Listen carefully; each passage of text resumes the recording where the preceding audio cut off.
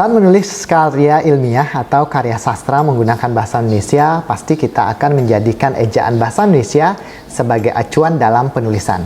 Namun, tahukah Anda bahwa ejaan bahasa Indonesia memiliki sejarah perkembangan tersendiri? Ejaan bahasa Indonesia diawali dengan diterapkannya ejaan Van Weysen, dan setelahnya ada beberapa pembaharuan ejaan yang diubah oleh pemerintah, mulai dari ejaan Republik atau ejaan Suwandi, ejaan pembaharuan, ejaan Melindo, ejaan baru, ejaan yang disempurnakan atau EYD, ejaan bahasa Indonesia atau EBI, dan kembali lagi dengan nama ejaan yang disempurnakan. Mari kita lihat satu persatu perkembangan ejaan bahasa Indonesia. Yang pertama, ejaan Van Weysen. Sejarah ejaan bahasa Indonesia diawali dengan ditetapkannya ejaan Van Weysen pada tahun 1901. Ejaan ini menggunakan huruf Latin dan sistem ejaan bahasa Belanda yang diciptakan oleh Charles A. Van Weysen. Ejaan Van Weysen berlaku sampai dengan tahun 1947. Yang kedua, ejaan Republik atau ejaan Suwandi. Ejaan Republik berlaku sejak tanggal 17 Maret 1947. Pemerintah berkeinginan untuk menyempurnakan ejaan Van Weysen. Adapun hal tersebut dibicarakan dalam Kongres Bahasa Indonesia pertama pada tahun 1938 di Solo. Kongres Bahasa Indonesia pertama menghasilkan ketentuan ejaan yang baru yang disebut dengan ejaan Republik atau ejaan Suwandi. Ejaan yang ketiga adalah ejaan pembaharuan.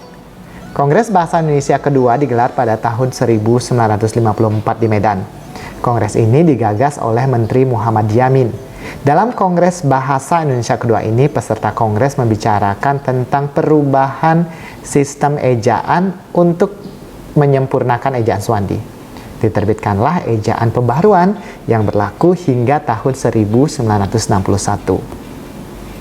Ejaan Melindo. Ejaan ini dikenal pada tahun 1959 dalam Perjanjian Persahabatan Indonesia dan Malaysia. Pembaharuan ini dilakukan karena adanya beberapa kosakata yang menyulitkan penulisannya.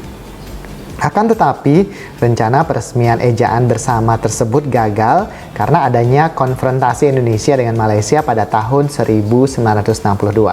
Ejaan Melindo mulai berlaku dari tahun 1961 hingga tahun 1967. Yang kelima, ejaan baru. Pada tahun 1967, Lembaga Bahasa dan Kesusastraan yang sekarang bernama Badan Pengembangan dan Pembinaan Bahasa mengeluarkan ejaan baru. Pembaharuan ejaan ini merupakan kelanjutan dari ejaan Melindo yang gagal diresmikan pada saat itu. Ejaan ini berlaku hingga tahun 1972.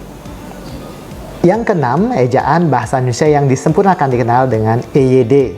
Ejaan bahasa Indonesia yang disempurnakan berlaku sejak tanggal 23 Mei 1972 hingga tahun 2015 pada masa Menteri Masyuri Saleh.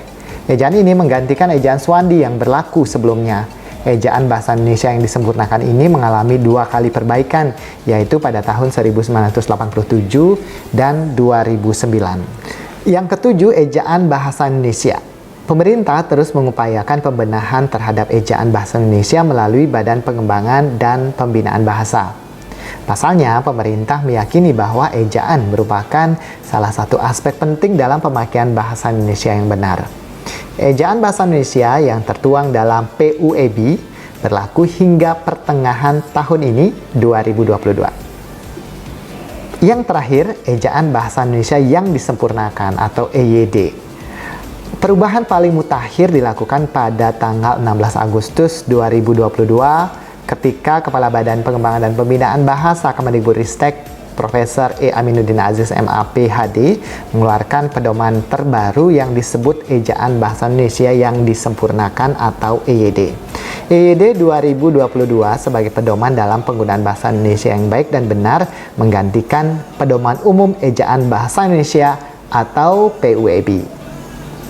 Demikianlah sejarah perkembangan ejaan bahasa Indonesia. Untuk melihat bagaimana dan apa saja perubahan atau perbedaan dari setiap ejaan tersebut, kita akan bahas pada edisi berikutnya. Ikuti terus seri ejaan bahasa Indonesia di kanal YouTube Balai Bahasa Provinsi Bali.